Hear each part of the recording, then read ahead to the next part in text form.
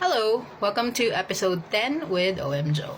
So, for today's topic, we're gonna talk about BPO, pero this is more concentrated dun sa mga no experience and wanted to apply as a first-timer in BPO. Okay? So, kung ikaw yon, then please watch until the end of the video. Okay?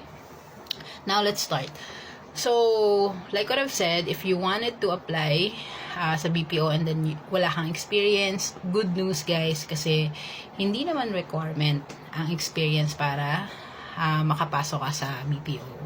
So, here's how to position yourself as a strong first-timer applicant. Okay? Number 1, you have to highlight your transferable skills. Right? Dito open yung, for example, may work experience ka naman pero like cashier or service crew or food and beverages and more, lahat naman yun counted, right? Kasi BPO is all about communication, patience, customer handling, and of course, problem solving, right? Paano naman pag fresh graduate, talagang wala pa kahit na okay lang din yon. It's still okay. You can still apply, right? Kasi yung transferable skills naman, hindi lang sa trabaho nakukuha, right? This can also come from yung mga school projects mo or yung mga presentations mo when you were studying pa. Yung mga leadership roles, yung mga student org tasks that you've been doing, your internship, your thesis defense, diba? Kasi lahat naman yun, nagpapakita wherein you can explain, you can collaborate, and at the same time, you can manage tasks. And that's exactly what BPO recruiters are really looking for. Okay? So that's number 1. Number 2, you have to fix your resume. Alright? Just like what I've said sa previous videos ko, 1 page is enough. Okay? Ano lang muna to, beginner friendly lang. You just have to put your education, your trainings, especially kung may mga online trainings kang naatinan or mga certifications. Tapos, yung mga customer interaction experience mo, you have to plug it there. Skills like communication, adaptability, and yung mga basic computer knowledge, include that sa resume nyo. Tapos, let's also avoid yung mga generic na hardworking and fast learner. Kasi medyo gas-gas na siya and, it doesn't look genuine too. I think mas solid nga yung when you put handling customer concerns daily and provided clear, simple explanations. Yung mga ganong sample. And again, you can use ChatGPT to help you out, right? Kung ano pwede nyo lagay nyo doon, pero yun yung at least outline that you can put in your resume.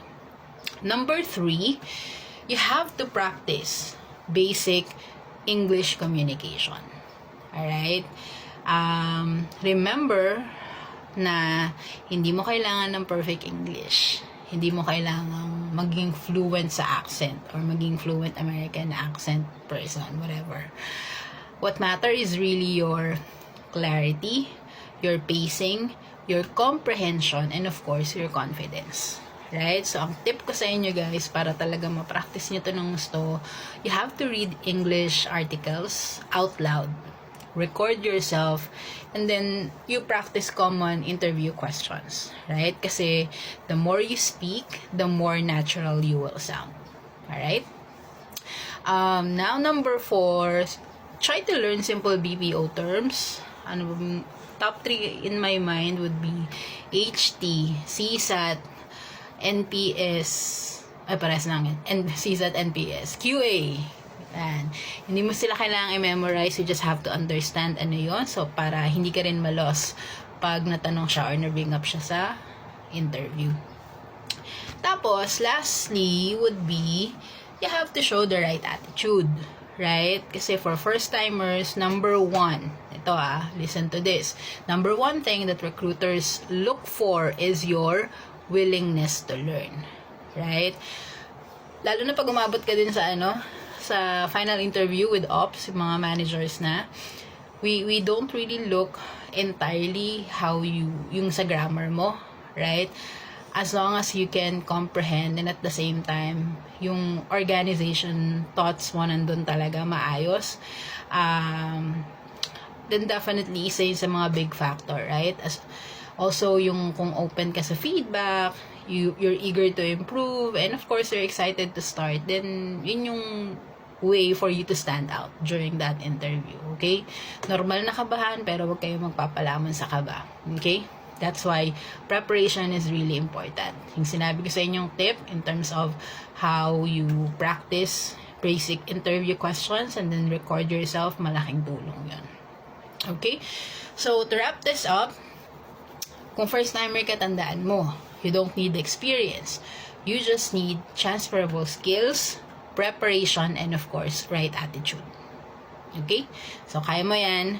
And if you guys want more beginner-friendly BPO tips, career advice, and of course, mindset reminders, don't forget to follow me, like this video, tapos share nyo na din to sa mga friends nyo na gusto mag-BPO pero wala experience so that they would have a starting point. Okay? So, yun lang muna for this video and see you on my next video. Bye!